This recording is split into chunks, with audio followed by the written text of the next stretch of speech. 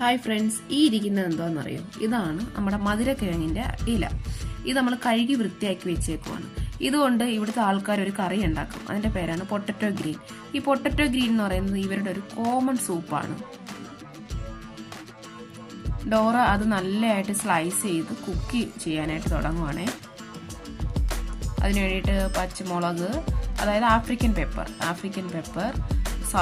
വെളുത്തുള്ളി, ഇഞ്ചി ഇതെല്ലാം നമ്മുടെ മിക്സിയുടെ ജാറിലോട്ട് ഇടുവാണെങ്കിൽ അതൊന്ന് ചോപ്പ് ചെയ്തെടുക്കാൻ വേണ്ടി.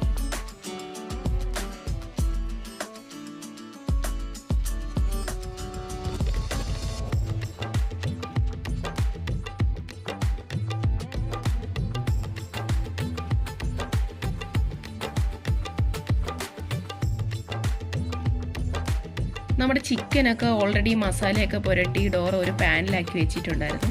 അതിലേക്ക് നമ്മൾ മധുരക്കിഴങ്ങിൻ്റെ ഇലയും കൂടി കഴുകി അതിൽ വെച്ചു. പിന്നെ ഒരു ചെറിയ സവോളയും കൂടി അതിലോട്ട് നമ്മൾ ആഡ് ചെയ്യുന്നുണ്ട്. ഇതിനകത്ത് കൂടുതൽ മസാലകളൊന്നും ചേർക്കാറില്ല. നമ്മുടെ നാട്ടിലത്തെ പോലെ മുളക് പൊടി, മല്ലിപ്പൊടി അങ്ങനെ ഒരു മസാലകളും ചേർക്കാറില്ല. അവരിതിൽ കുറച്ച് വെളുത്തുള്ളിയും പച്ചമുളകും കൂടി ചതച്ചതും ഒരു 2-3 വീറ്റാ ക്യൂബ് മാത്രമേ ചേർക്കാറുള്ളൂ. വീറ്റാ ക്യൂബ് എന്ന് പറഞ്ഞാൽ നമ്മുടെ നാട്ടിൽ കിട്ടുന്ന മാഗി ക്യൂബ് പോലത്തെ ഒരു ക്യൂബാണ്. അതിൽ തന്നെ പുളിയും ഉപ്പും എരിവും എല്ലാം ഉണ്ട്. ഇവിടെ അവരെല്ലാ സൂപ്പുകൾക്കും, കൂടുതൽ സൂപ്പുകൾക്ക് ഈ കാണുന്ന വീറ്റാ ക്യൂബാണ് യൂസ് ചെയ്യുന്നത്. ഇവിടെയും ഒരു 2-3 വീറ്റാ ക്യൂബ് ഡോറ ചെറുതായിട്ട് പൊടിച്ച് അതിനകത്ത് ചേർത്തിട്ടുണ്ട്. ഉപ്പും കൂടി ആഡ് ചെയ്തിട്ടുണ്ട് കേട്ടോ. ഉപ്പും കൂടി അവർ ആഡ് ചെയ്യാറുണ്ട്.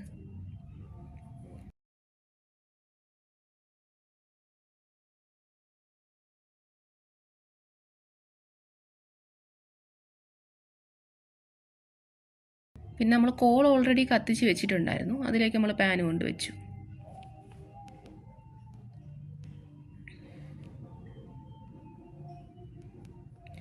നമ്മൾ ആഡ് ചെയ്തതെല്ലാം അവിടെ റെഡിയായി വെച്ചിട്ടുണ്ട്.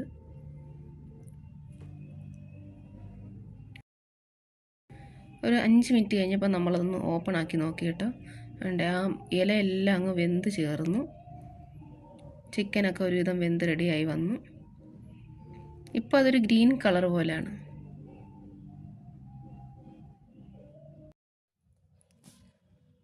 നമ്മുടെ കറിക്ക് ഉപ്പും പുളിയും എരിവൊക്കെ ഉണ്ടാകുന്ന ഡോറ ഒന്ന് ടെസ്റ്റ് ചെയ്ത് നോക്കുവാണ്.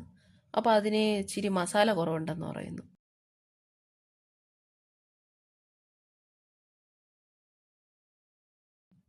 അങ്ങനെ ഒരു വീറ്റാ ക്യൂബും കൂടി ആഡ് ചെയ്യണമെന്ന് പറഞ്ഞ് ഡോറ ഒരു വീറ്റാ ക്യൂബും കൂടി അതിൽ ആഡ് ചെയ്തു. അത് കഴിഞ്ഞ് നന്നായിട്ടൊന്ന് മിക്സ് ചെയ്തു. കുറച്ച് വെള്ളം വറ്റാനുണ്ടെന്ന് പറഞ്ഞു. വെള്ളമൊക്കെ നന്നായിട്ട് വറ്റി വന്നാലേ അതിന് ടേസ്റ്റ് വരുത്തുള്ളൂ. അതുകൊണ്ട് ഈ വെള്ളം വറ്റുന്നത് വരെ അത് അടുപ്പിലിരിക്കണമെന്നാണ് ഡോർ പറഞ്ഞത്.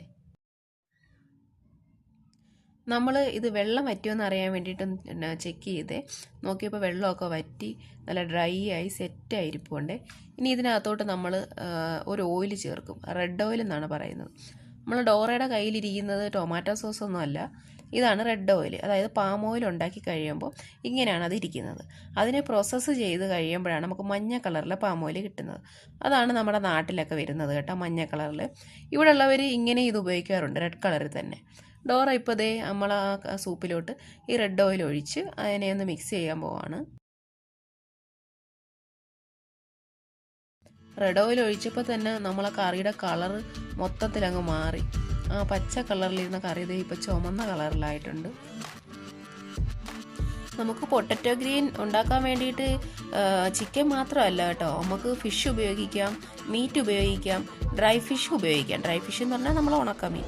എൻ്റെ കയ്യിലിപ്പോൾ ചിക്കൻ ഇരുന്നതുകൊണ്ട് ഞാൻ ചിക്കൻ എടുത്തതേ ഉള്ളൂ. നമുക്കിതിൽ മീനും ഉണക്കമീനും മീറ്റും എല്ലാം ഉപയോഗിക്കാം കേട്ടോ.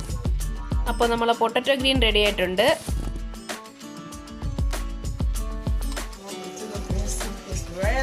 Let's go.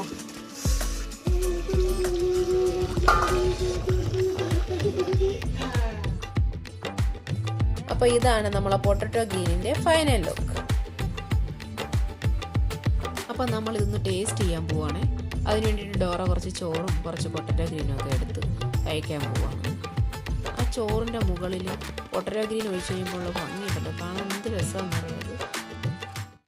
Bye bye. See you next video.